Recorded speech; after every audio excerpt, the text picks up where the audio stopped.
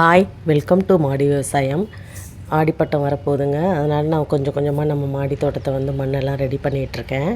இப்போ மண் வந்து உயிர் சத்து கொடுக்கறதுக்காக மண்ணுக்கு என்ன பண்ணுறேன்னா ஜீவாமிர்தம் கொடுக்க போகிறேங்க. இது நான் பாபா ஆர்கானிக்லேருந்து வாங்கியிருக்கேன். இப்போ வந்து ஜீவாமிர்தம் வந்து 1 லிட்டருக்கு 10 mlன்னு சொல்லிவிட்டு இது 200 லிட்டர் பேரலு. இதில் வந்து நான் இப்போ வந்து 200 ml வந்து நான் கலக்கிறேன். இப்போ கலந்துட்டு இதில் வந்து இப்போ இந்த மாதிரி ஒரு குச்சி வச்சு நல்லா வந்து கிளறி விடுங்க. நல்லா வந்து அப்போ தான் நல்லா மிக்ஸ் ஆகும் தண்ணியோட.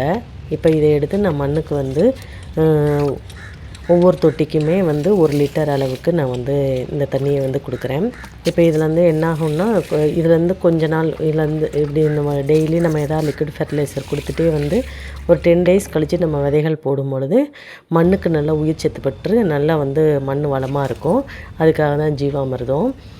அடுத்தது வந்து பார்த்திங்கன்னா காய்கறி கழிவு உரம். நம்ம ஆல்ரெடி கம்போஸ்ட் பின்லாம் ரெடி பண்ணி காய்கறி வீட்டில் கிடைக்கக்கூடிய காய்கறி வேஸ்ட்டெல்லாம் வந்து பழ வேஸ்ட்டு இதெல்லாம் எப்படி வந்து மக்க வைக்கிறதுன்னு நம்ம வீடியோ கொடுத்துருக்கோம். தேவைப்படுறவங்க ப்ளேலிஸ்ட்டில் இருக்க போய் பாருங்கள். இப்போ பாருங்கள், நான் 3 பின்னு ரெடி பண்ணி வச்சுருக்கேன். இதில் வந்து 1 வந்து நல்லா வந்து ஆல்மோஸ்ட் மக்கிற நிலமையில் இருக்குது. இது வந்து ஃபுல்லாகவே மக்கிடுச்சு.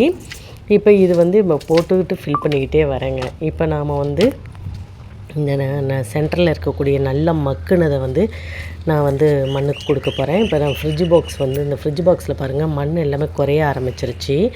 இப்போ அதுக்கு என்ன பண்ணியிருக்கேன்னா ஆல்ரெடி இந்த வேஸ்ட்டான அவரைக்காய் கொடி எல்லாமே காஞ்சி போயிருக்கு. அந்த காஞ்ச கொடியை எல்லாத்தையுமே மேலே வந்து மண்ணுக்கு வந்து ஒரு லேயராக மண்ணினுடைய ஈரப்பதம் தக்க வைக்கிறதுக்காக போட்டிருந்தேன். இப்போ அதையெல்லாம் மக்கறதுக்கு ஃபுல்லாக மண்ணை நல்லா கிளறிட்டு அதை ஃபுல்லாக உள்ளே போட்டுட்டு அதுக்கப்புறம் ஒரு தொட்டியில் எக்ஸ்ட்ரா தேவையில்லாமல் மண் இருந்ததுங்க. அந்த மண்ணை வந்து இப்போ இதுக்கு மேலே ஒரு லேயராக போட போகிறேன்.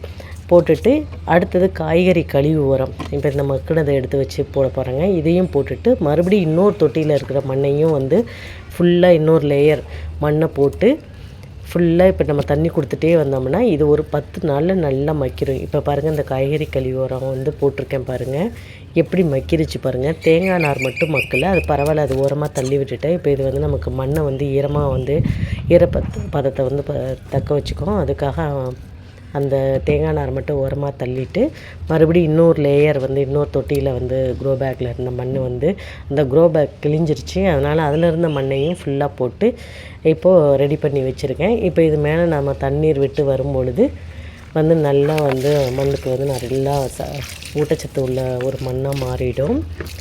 இப்போ இதில் என்ன விதை போடுறாங்க நெக்ஸ்ட் வீடியோவில் பார்க்கலாம். தேங்க்யூ.